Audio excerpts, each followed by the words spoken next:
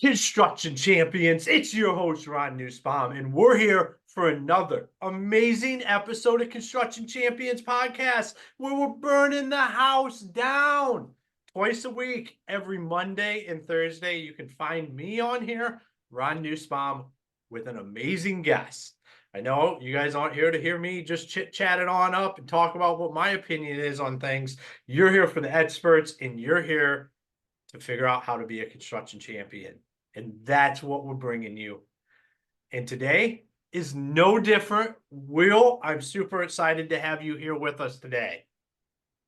Ron, great to be here. I love your energy at the start of the episode. It didn't blow me off my chair because I did some pre-work and watched a couple of episodes before I came on, but I hear that's happened to you before. Yeah, it can kind of take people by surprise. It's great. I think I need to learn a bit more of that energy myself with our podcast. It gets it started, right?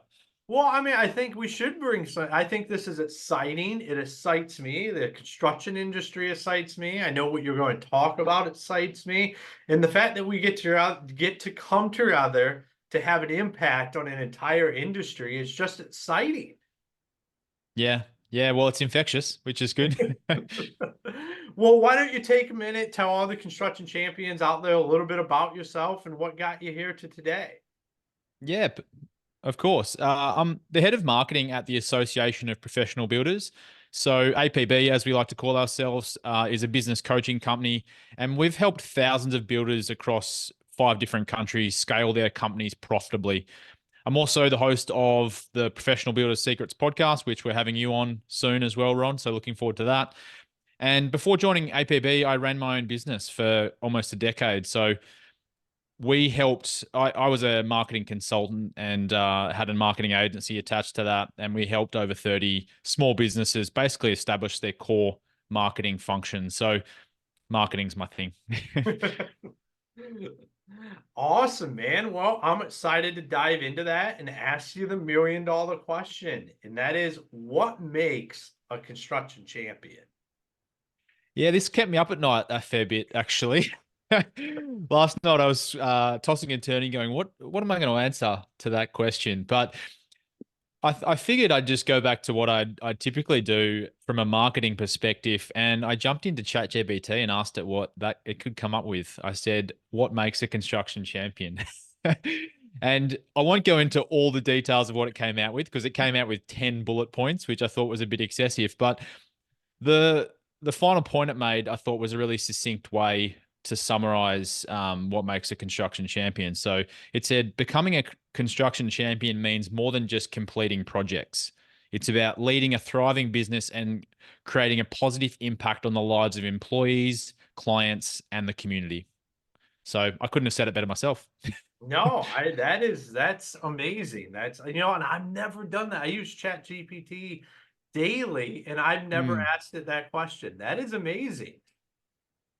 Yeah. Yeah. I mean, we obviously use it for a range of different things, and it's if you use it in the wrong way, ChatGPT, it can actually, it's kind of whatever you put in, what you get out. So if you put poor content in and poor information in, you're likely to get poor information out. But if you give it really clear and specific instructions, it can be quite a powerful tool in accelerating a lot of, especially in marketing, but across a number of different areas. Yeah, that's awesome. So when it says, being a construction champion is not just about doing the projects, it's about Mm. leaving this lasting reputation, the employees, the customers, all of that. What does that mean to you? What do you think? How do we do that as an industry? Yeah, I think it comes back to just being committed to always improving and learning from others, learning from your mistakes, learning from your journey as you go. And that, I mean, that obviously plays out in a number of different ways. But I think, yeah, like what we see a lot of the time, the builders, contractors out there that have the biggest commitment to always improving themselves and their company tend to have the best results. Hmm. Yeah, I mean, it's hard to do anything without wanting to be better. It's kind of the fundamental. And you guys do this at a really high level. I know I've gotten to spend some time with you, and you guys do an amazing job of really just at a high level saying, like, this is what we're going to do. We're just going to do it right. And I think that is what being a construction champion is to just not be afraid to do it the right way and leave that Mm. lasting impression, which I think a lot of leaving that lasting impression and building that company for those employees and everybody around you really falls right into your wheelhouse of marketing, because it really is, how do you market that to your customers? How do you market that to your employees? Or how do you just say, hey, we are a championship company here and we want to put that foot forward? Yeah, I mean, we have a mantra where we recommend that the builders we work with, residential construction companies, invest 3% of their revenue into marketing. And a lot of people are thrown back by that because it seems like a lot of money, especially for a building company doing 10, 20 million or more. That's a big chunk of change. But the research we've done with the state of residential construction industry survey and report that we've published for the last 4 years, it actually ties that investment into marketing back to margins and performance of the business as well. So builders that invest 3% of their revenue into marketing actually statistically have higher net margins across the board. So, I mean, that alone just kind of reinforces this thought process of investing in marketing and investing in the future of your building company. And unfortunately, one huge mistake that we see a lot of builders make, and it's often the reason they come to us, is they need more leads. They don't have enough lead flow coming in to, generate the opportunities they need to generate. And so they end up taking whatever they can get and reducing their margins because of that. And it just creates this cycle of issues. But one of the big mistakes is they think that marketing is something you can just turn on and off whenever you need it. And unfortunately, it just doesn't work like that. You need to be consistently investing into marketing your company so that you're getting consistent lead flow and also able to focus on those top quality leads. Therefore, you can, work with the clients you want to work with, but also charge higher margins while you're doing it. Yeah, the marketing is not something that you can just turn on and off in the construction industry. I hate when I hear that. Like when people when that's like the mindset around it. And you said 3%, correct? Yeah, that's Right. well, that's statistically the sweet spot. But we recommend anywhere between 1 to 3. I mean, especially if you're maybe not investing anything in marketing at the moment or a very small portion, then getting yourself up to somewhere to around 1% would be a good objective to start out. Yeah, we used to run about 5 to 10, depending. But we wanted to be the leader. We wanted to Mm, be known, and we didn't want to be reliant on anything else. Like it was all about creating self-generated leads. And I think too many people don't really understand what the return is on that investment, and it compounds like mm, year over year. The money you're spending on marketing for your company outside of having to buy leads is a compounding thing. This reputation you build up is brand recognition. You start to become the company around, and that leads to what you're talking about. So those higher profit margins, the better jobs, mm, being able to take on the work you want to do and say no to the work you don't want to do. mm. Well, we're in a very referral based industry, right? So if in a hot market, referrals are probably enough to get a lot of building companies by. But as soon as it starts to soften, that's when the builders are going, oh, where am I? Like, I don't have any leads coming in now. How can I turn my marketing on? And you're kind of chasing your tail at that point if you've left it that long. The best time to invest in marketing is during a hot market when you have enough leads already coming in from referrals. Mm. Yeah, I would 100% agree with that, because it's just like anything. The worst time to do it is when you're in a crunch. Yeah. Whether you need money or you need leads or you need workers or you need help running your business, like the worst Mm. time to have to do that is when you're in a crunch. I'm sure that's what you'd probably deal with that a lot, because people probably are coming to you, not necessarily proactively, and they're trying to figure out how do we get this thing rolling when the best time is just to feed something that's already rolling. Yeah. I mean, if you think about it just from a common sense point of view, if you've got 100 leads and you've only got so much time you can focus your energy of your sales team on, then you need a way to categorize those leads and then talk to the ones that are most likely to become that type of client that you want to work with, who you're building the projects you want to build and the margins you want to charge.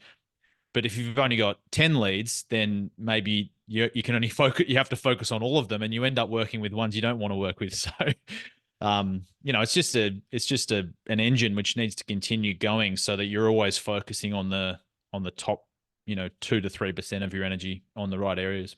Yeah, and we're talking about that this is the top of funnel of that engine. Mm, And once you get this right, it just becomes a numbers game. Because once you mm. understand how to bring in leads and continue to do the right marketing, then you can basically just say, I want to do X amount of revenue at whatever profit margins. And you can break that right on down as we need this many leads, close at this amount. Like it really starts to become, if you can say business is simple, but once you can start controlling that lead flow and understanding it, it really does start to allow you to be able to just throw the numbers at the board and say, hey, we're going to bring in this many leads. That means we can do X revenue.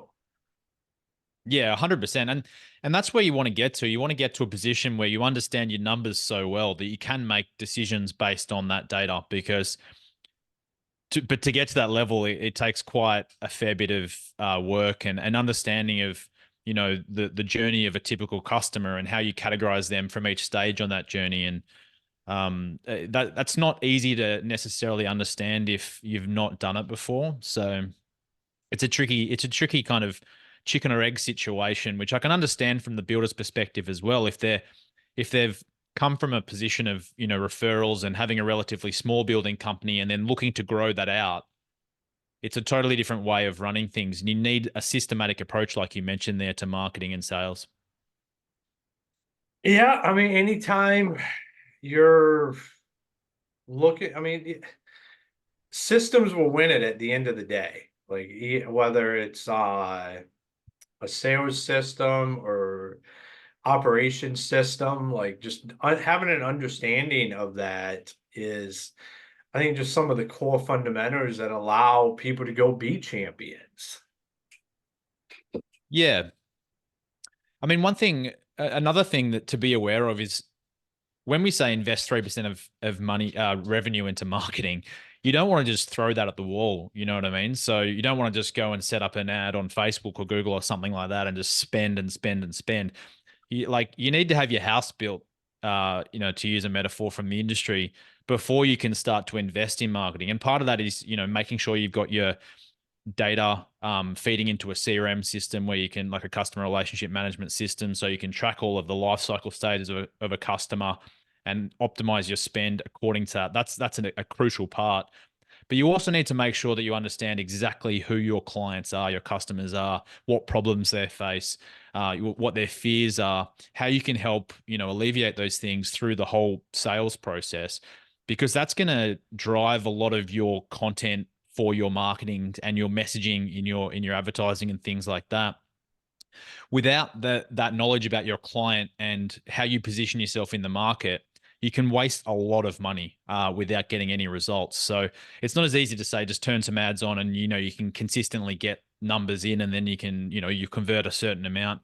If, for example, you build homes in Florida, if you just start advertising, I build homes in Florida, use me as your builder kind of thing. Sure, you might get lucky with a few leads, but what's going to be much more compelling is if you find, a really specific niche, like maybe you build concrete homes in Florida, and maybe you're focused specifically on, couples that are building their second home in their journey or something like that, and they've got a specific budget to work with, and they live in a certain part of Florida and things like this. Like, the understanding all of those nuances and specific components of the exact type of person you want to work with, where they are, and how you can position your message to actually engage with their fears and problems, is critical to getting a good return from investing in marketing. So without those things in place first, investing in marketing is actually just a waste of money.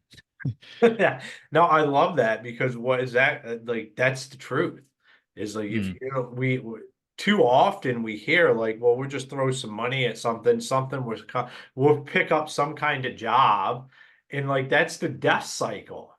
Like, Yeah. start figuring out who you want to work with. Start figuring out what kind of projects you want to do. What do you specialize in? What do you turn the best margins on, and start Mm. focusing your marketing towards some of that. And I think guys miss the boat on that. And they just, like you said, just throw something up, something will land, it will keep us rocking and rolling. And this marketing's very proactive, but we look at it really retroactive. Like, Mm.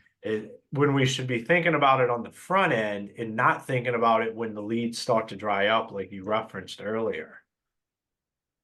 Yeah, exactly. Proactive marketing is always going to, bear fruit in the longer term, but it is challenging. I mean, you've got to be empathetic towards business owners, right? Like they're juggling so many balls in their, in everything that they're trying to manage, from projects to finances to marketing to sales, team and everything like that coming in and out of the business. And there is a lot to deal with, and it can be quite stressful, especially if you don't have as many jobs in the calendar as you'd like. So investing in marketing from that position can be quite a frightening situation, because you might feel like you run out of money at some point. So it's not simple. It's not an easy, or you need to invest in marketing. I appreciate that, but you need to get to a position where you can invest in marketing by just building up slowly, kind of thing. Yeah, and that's why you have yourself. Like, it's what you guys do, is help build this stuff up.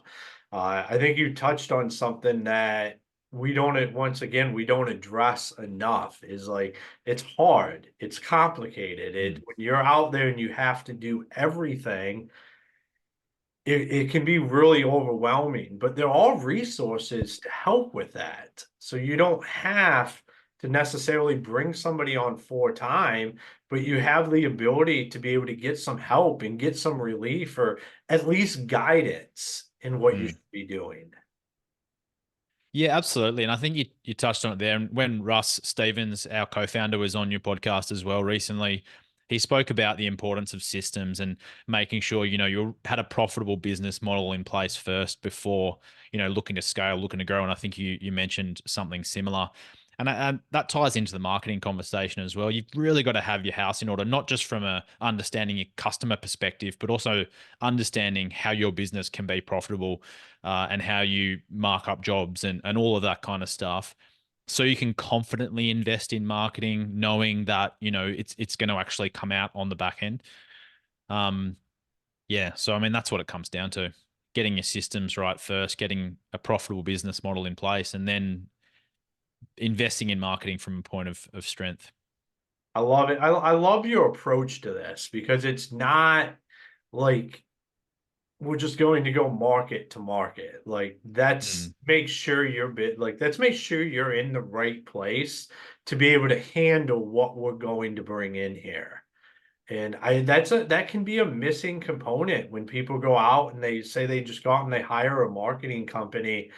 That marketing company's not looking at all the ad, like, are they even going to, if I brought in 100 leads, are they even going to be able to handle these? Yeah. Instead of just, and you look at it from a holistic perspective, and to me that's very refreshing in a marketing conversation like what we're having here, because that's typically not what marketers talk about. They just talk about, how are we going to generate leads, where are we going to spend this money. Yeah, well, marketing we focus primarily on residential construction, but marketing and construction in general is very unique. I mean, you're looking at long sales cycles. You're looking at typically geographically restricted areas that you're working in, so you can't, it's not like you can get leads from everywhere across the country. And there's a number of other complications which are involved. I mean, it's a high investment from the person you're trying to attract. So, you've got to really nurture them and build trust with them as well.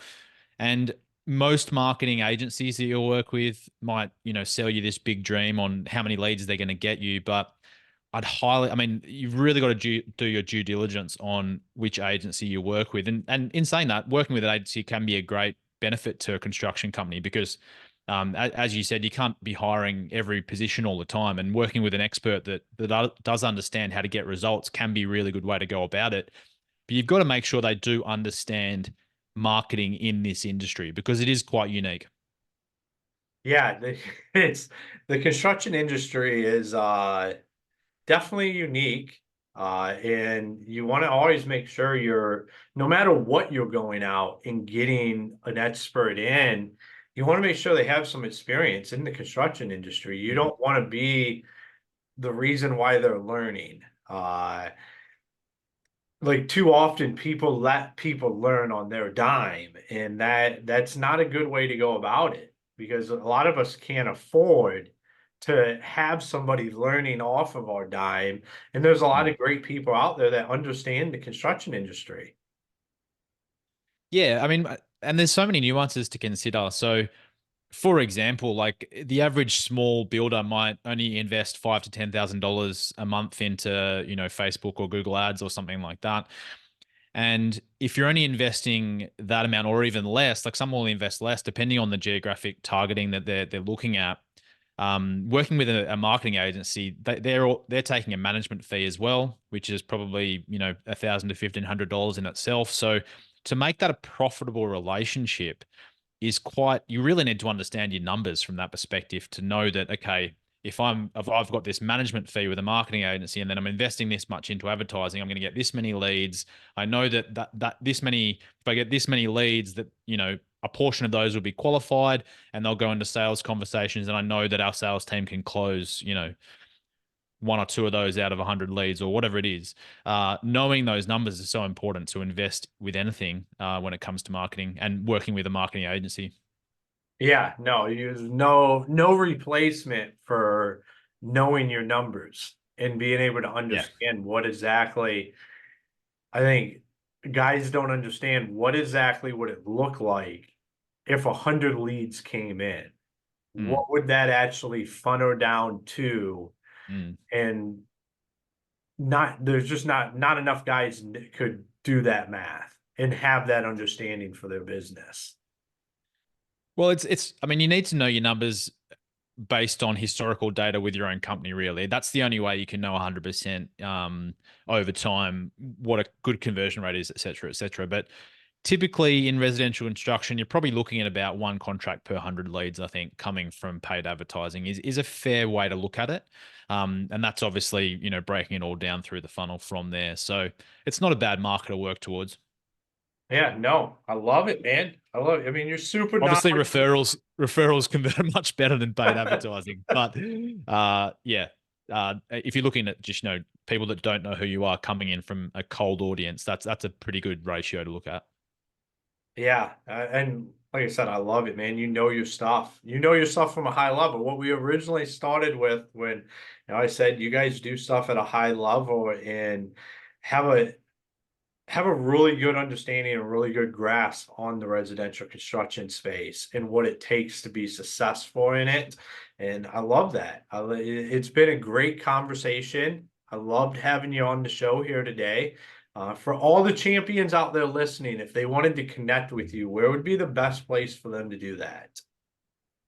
Yeah, so association of professionalbuilders.com is a great place to go and check out what we're doing. If you want some specific resources around marketing, and this is not something we spoke about before, Ron, but we do have a new free resource which I can send you a link to. It's called the Builders Marketing Audit, and it's just a really it's a checklist which goes through all of the different areas of marketing within your building company, and just basically gives you a benchmark of where you're sitting and where maybe the gaps might be in your strategy. So that could be a great starting point if people are looking to learn more about marketing. I love it. I love when people come on and they offer free resources that like get the give some people some feedback and to have an understanding of where they're currently at. Mm. That's awesome, man. Thank you. No, you're welcome. And I really appreciate coming on. I've had a fun chat. I could talk about marketing for hours on end. So but yeah, no, really, really happy to come on and share whatever I could with the audience. Hope there was a bit of value there. There 100% was. I love it. I appreciate it. And like I said, thank you for being on the show today. Thank you, Ron. All right, construction champions, another fantastic episode in the bags. Well, the question is what are you doing for marketing? Are you proactively marketing? Are you not marketing? Are you just saying there's enough where, I mean, we've all heard this forever. It's like there's enough work out there. I don't ever have to do anything. That's not 100% true. As you continue to grow your business and you want to have a better understanding of this stuff, that mentality is not a championship mentality. And I know if you're listening to this podcast, it's because you want to be better at your craft. You want to be better at what you deliver for your customers, your employees, everybody involved in the cycle. So, I mean, I was going to say you need to go evaluate what exactly do you think would happen if 100 leads came in tomorrow, what that would look like for your business. Besides, you probably run around like a chicken with your head cut off. But Will just offered up that free resource to go actually to take a survey and have a better understanding on where you're at.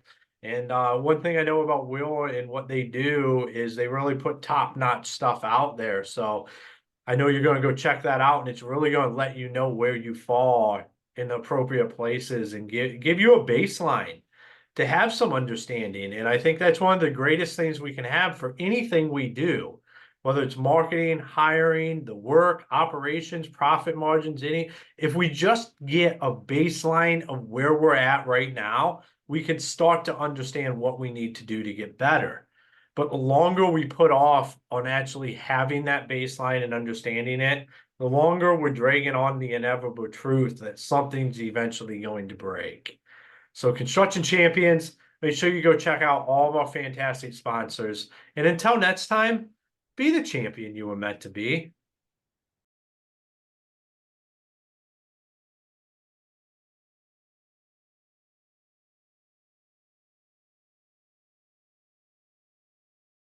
Introducing BuilderComs, the construction communication software that's changing the game. Say goodbye to communication challenges and hello to effortless communication. With BuilderComs, you can communicate with clients, share pictures, videos, and documents, and keep clients informed about the progress of their projects. Get real-time updates, prevent miscommunications and delays, and ensure successful projects. Don't let bad communication ruin your construction projects. Try BuilderComs today. Visit us at BuilderComs.com.